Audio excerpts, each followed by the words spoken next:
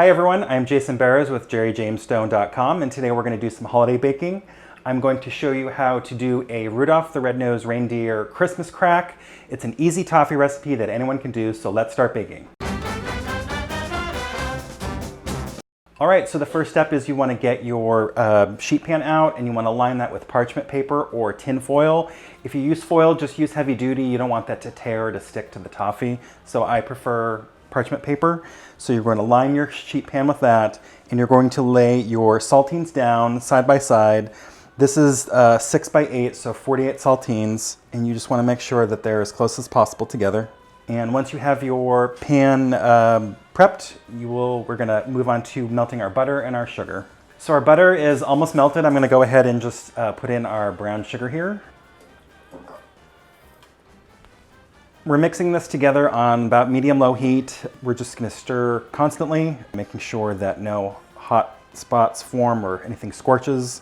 So you basically just want to keep this mixture moving at all times. So once the mixture comes to a boil, we will want that boil to be rolling for about 3 minutes. It's really going to thicken. It'll get a little bit more caramel in color, and it'll make sure that the toffee forms so that we have a nice candy consistency on top there. So the nice thing about this recipe is that you don't need a candy thermometer or any of the fancy stuff you need for candy making. Sometimes that can be a little daunting to some people, but this is really a good recipe just to, you want some candy and you don't have all the items to do all that, then this is a really good way to have both. Okay, it's been 3 minutes. Our mixture is nice and bubbly and thick. Now we're going to pour this over our saltines.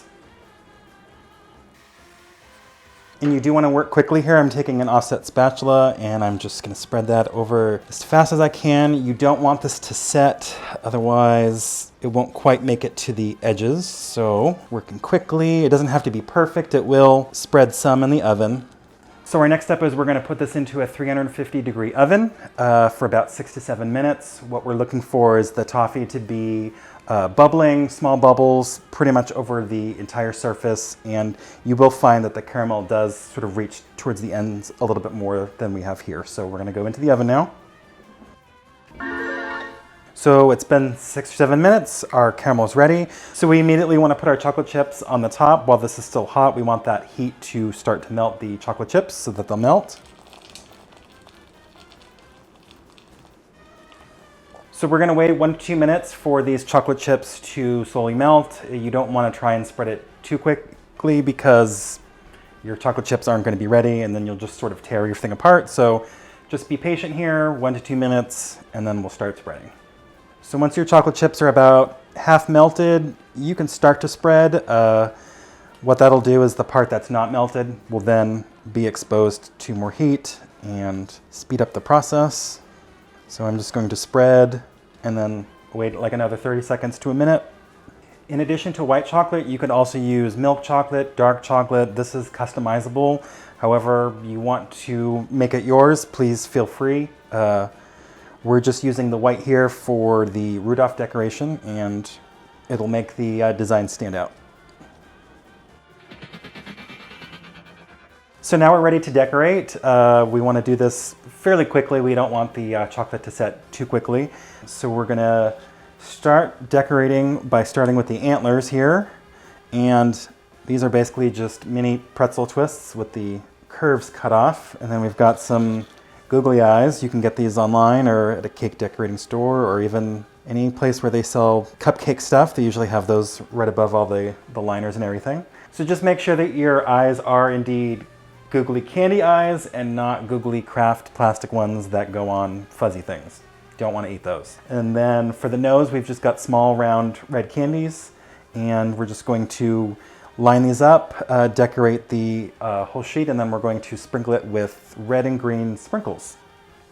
With the white chocolate, you can kind of see underneath where each square is, and so I'm trying to stay confined within each square just so we have nice, neat little soldiers of reindeer here, and that way you know you're going to get exactly 48. So.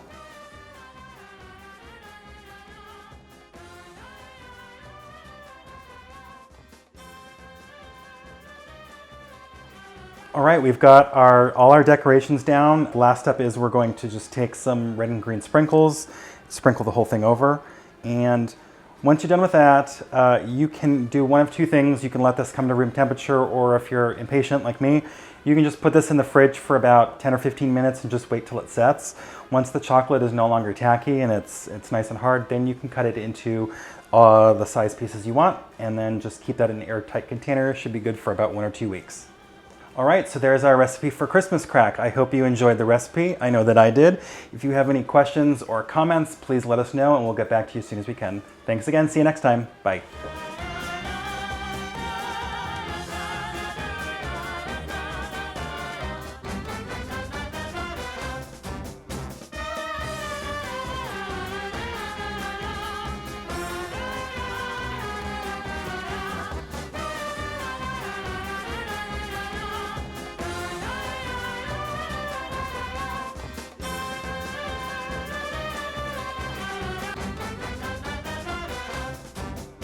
I'm going to show you how to make some Rudolph the Red-Nosed Reindeer Christmas crack.